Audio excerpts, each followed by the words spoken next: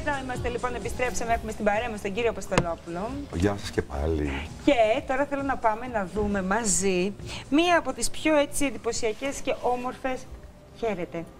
Δεν αναφερόμουν στο Βαγγέλη, αλήθεια. Είναι μου σκάσει λιγάκι νωρίτερα, ενώ θα προλόγιζε, εν πάση περιπτώσει, το θέμα.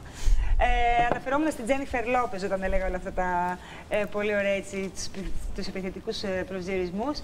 Και βέβαια στην καρνταρόμπα της. Θα δούμε τώρα με την βοήθεια του Βαγγέλη Θεοδόρου τι ακριβώς κρύβει μέσα η καρνταρόμπα της J.Lo. Και θέλω να μου πείτε κι εσείς, κύριε Αποστολόπουλο, πώς την κρίνετε στιλιστικά. Είναι μια από τις πιο εντυπωσιακές γυναίκες πάντως. Δεν ξέρω, με αρέσει πάρα πολύ. Και δικιά της σειρά ρούχων. Έτσι δεν είναι, τα J.Lo. Για λέγε, βοήθησέ μας λίγο. Λοιπόν, εδώ για αρχή στο βίντεο βλέπουμε κάποιους από τους χώρους του σπιτιού της. Αυτό είναι σαν την αίθουσα την Είναι η αίθουσα κινηματογράφου, το γραφείο της και τώρα ξαφνικά θα μεταφερθούμε στο πιο ενδιαφέρον δωμάτιο του σπιτιού της που έχει μέγεθος γκαρσονιέρας. Και φιλοξενεί όλα τα ρούχα και τα παπούτσια τα οποία έχουμε δει κατά καιρούς να φοράει η Τζένιφερ Λόπεζ. Και εμένα μπορεί να φιλοξενήσει άνετα εκεί μέσα. Για καρσονιέρα άνετα. Συγγνώμη, δηλαδή πόσα τετράγωνα είναι οι ντουλάπες της. Δεν είναι ντουλάπα, είναι ολόκληρο σπίτι. Είναι αυτό ακριβώς που βλέπουμε τώρα. Και θυμάται τι έχει, ρε παιδιά, και τα βρίσκει.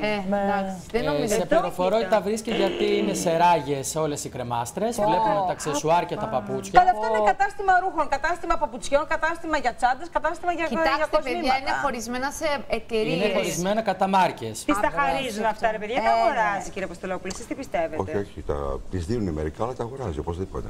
Καλά, δεν θα έχει πρόβλημα, φαντάζομαι. Εγώ που είχα πάρα πολλούς στάρ που ερχόντουσαν, τα αγόραζαν όλοι. Και συγγνώμη, επειδή εγώ ξέρω ότι στις εμφανίσεις τις μεγάλες, οι οίκοι δανείζουν. Εδώ πέρα τα βλέπω πως και κρέμονται, τα κρατάνε, μετά τους τα χαρίζουν. Μπορεί να τους τα χαρίσει, αλλά πάρα πολλές φορές πηγαίνουν και τα αγοράζουν. Ή ξέρετε, όταν πρέπει να πάνε σε ένα γκαλάι, πολλές φορές τα φορέματα που φοράνε είναι φτιαγμένα μόνο για εκείνη την παράσταση και μόνο για τη συγκεκριμένη γυναίκα. Οπότε η Τζένιφερ Άνιστον θα έχει άπειρα τέτοια Λόπεζ, συγγνώμη, θα έχει άπειρα τέτοια φορέματα. Όπως ήταν αυτό το Versace που είδαμε, αυτό το πράσινο. Θέλετε να σας πω με αυτό το Versace ένα αστείο περιστατικό που εξομολογήθηκε? Εδώ εμείς ένα άλλο που έχουμε για τον Ντέλσι το Φεβρουάριο, τη ρωτάνε για αυτό το συγκεκριμένο πράσινο Versace φόρεμα που φορούσε στα Γκράμι του 2000. Το τζάκλο αυτό με το αβυσαλαίο ντεκολτέ και σκίσο μέχρι εκεί που δεν παίρνει.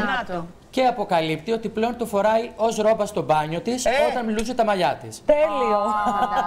Έτσι λούζει τα μαλλιά της, έτσι μπαίνει στο μπάνιο της Τζένιφερ. Δεν αισθάνεται. Φαντάσου να τρέχει. Ένα ρομπάκι Versace επιβάλλεται. Και κάτι γυαλιά με Σβαρόφσκι, αυτά τα σημαίνια που είδαμε πριν από λίγο ένα πλάνο, τα φοράει πάρα πολύ τελευταία η Πάρις Χίλτον. Πρέπει να είναι πολύ μόδα. Φανταστείτε λοιπόν. Μόνο Σβαρόφσκι γυαλί που έδειξε. Φανταστείτε τη γυναίκα αυτή που ούτως ή άλλως πάει πάρα πολύ καλά με την καριέρα της, που ούτως ή άλλως ξέρουμε ότι έχει πολλά έσοδα, να χρειαζόταν κάποια στιγμή να βγάλει σε πληστηριασμό αυτά τα ρούχα.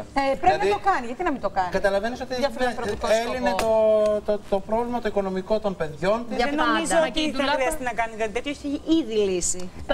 Μα και η ντουλάπα θυμίζει λίγο μουσείο των κοστούμιων και παραστάσεων. Ναι, παιδιά όμως δεν είναι πολύ μάταιο τώρα αυτό. Δεν ξέρω, κύριε Αποστολόπουλο. Εσείς έχετε γνωρίσει στάρ. Τώρα δεν είναι μάταιο. Ό,τι και να το κάνει. Δηλαδή όλα αυτά τα ρούχα, αυτά τα παπούτσια, τι να τα κάνει. Στην καθημερινότητά του είναι πάρα πολύ απλή.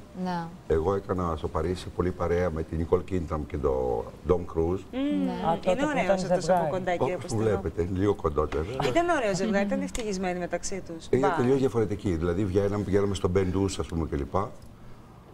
Ο Τόμ χόρευε συνέχεια, ανεβοκατέβαινε πάνω, έκανε σαν τρελό. Αυτή ήταν πολύ απλή, όπως τη βλέπετε, και πάντα είχε μια κοπέλα φίλη της μαζί, είχε μια Κινέζα τότε, θυμάμαι, Ιαπωνέζα. Και έρχονταν μαζί, μιλούσαν μαζί. Κοίτα τι απλοί άνθρωποι όμως. Μπράβο, πάλι εσύ γυρίζει στην απλότητα. Είναι απλή η ίδια, γι' αυτό της κάνει εντύπωση. Η μοναδική σου υπερπροντικσιόν που σ' αρέσει είναι η Ζέτα, η οποία έχει ανάλογη γκαρνταρόμπα με τη Τζένιφερ Λόπεζ. Να ευχαριστήσουμε τον Βαγγέλη Θεοδόρου για να την απελευθερώσουμε. Ζήτω η Ελλάδα της κρίσης. Θα πάμε όμως να δούμε τώρα ένα άλλο.